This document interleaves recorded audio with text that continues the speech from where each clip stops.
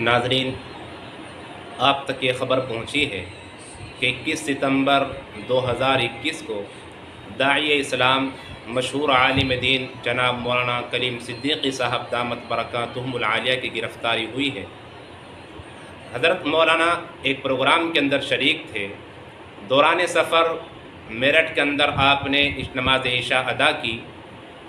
नमाज इशा से फ़रागत के बाद जब मौलाना बाहर निकले तो खुफिया एजेंसियों ने मेरठ से हज़रत मौलाना को और आपके अहबाब को गिरफ़्तार किया। इस पर बड़ा अफसोस है और हम इसकी कड़ी निंदा करते हैं, जबकि सिर्फ़ हिंदुस्तान ही नहीं बल्कि हिंदुस्तान से बाहर के अफराद भी जानते हैं कि हज़रत मौलाना की ज़ात वो ज़ात है कि जिसने पूरी ज़िंदगी इल्म सीखने और सिखाने में गुजारी है और जिसने पूरी ज़िंदगी प्यार का, मोहब्बत का, अमन का, सलामती का और शांति का पैगाम देते हुए गुजार दी है। और सच बात और हक़ बात तो ये है कि हज़रत मौलाना पूरी ज़िंदगी इंसानों को इंसानियत का पैगाम देते रहे। ऐसे शख्स की गिरफ़्तारी हमारे इस मुल्क हिंदुस्तान के अंदर ये बड़ी शर्म की बात है।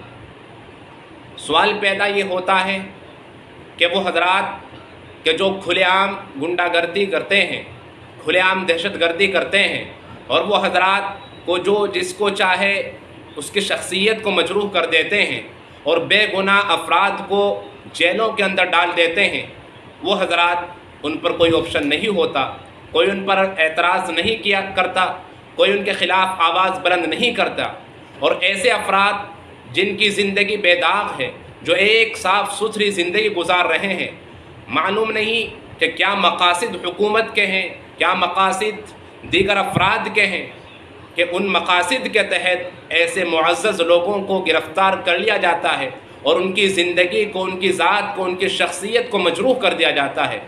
बड़ा अफसोस है कि हज़रत मौलाना की गिरफ़्तारी हुई, तो हम इस पर दुआ करें कि अल्लाह तबारक व तआला हज़रत मौलाना को बआफ़ियत वापस पहुँचाए, आपको और आपके अहबाब को अल्लाह तबारक व तआला खैर और आफ़ियत के साथ घर तक पहुँचाए।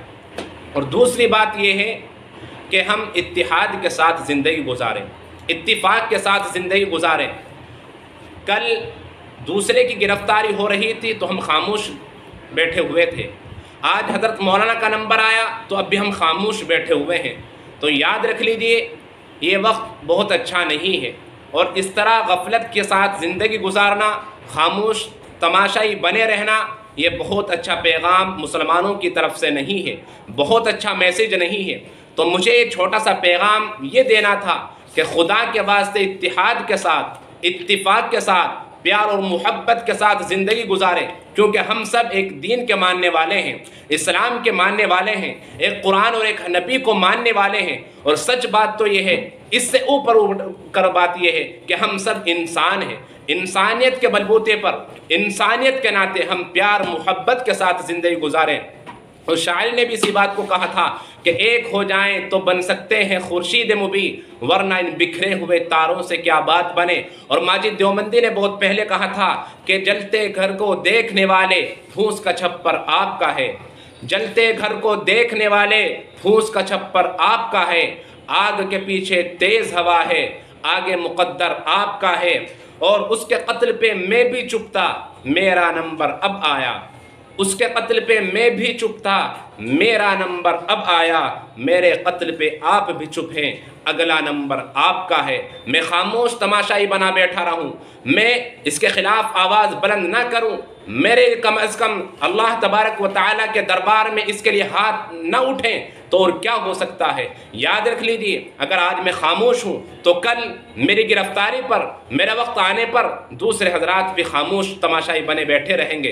अगर चाहते हैं कि एक बेदारी पैदा हो, अगर चाहते हैं कि कौम गफलत से बेदार हो, तो उसके लिए खुद हमें बेदार होना पड़ेगा, खुद आगे बढ़ना पड़ेगा और एक दूसरे के अंदर बेदारी करनी पड़ेगी। इस बात को आप अच्छी तरह याद रखें, वरना मालूम तय होता है कि एक एक करके सबको उचक लिया जाएगा और तब तमाम लोग इसी तरह खामोश तमाशाई बने बैठे रहेंगे।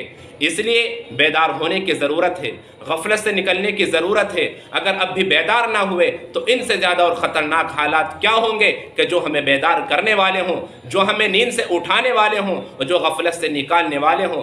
کیا ہم ایسے حالات کے منتظر ہیں کہ جو اس سے زیادہ خطرناک حالات ہوں؟ خدا کے واسطے متحد ہو جائیے، اپنی آواز کو ایک آواز بنائیے، اتحاد کے ساتھ اور اتفاق کے ساتھ زندگی گزاریں۔ تو یہی آج کا ایک چھوٹا سا پیغام تھا کہ دعا بھی کریں حضرت مولانا کے لیے، آپ کے احباب، آپ کے دیگر رفقا کے لیے، اور ان تمام مسلمانوں کے لیے، تمام انسانوں کے لیے جو ناجائز مقدمات میں گرفتار ہیں، اور اتحاد اتفاق کے ساتھ زندگی گزاریں۔ انشاءاللہ اس سے فائدہ ہوگا، طاقت ملے گی، قوت ملے گی، حوصلہ بلند ہوگا۔ اللہ تبارک و تعالی حضرت مولانا کو باعزت بری فرمائے، اور اللہ تبارک و تعالی پوری امت مسلمہ کے اندر اتحاد اور اتفاق پیدا فرمائے۔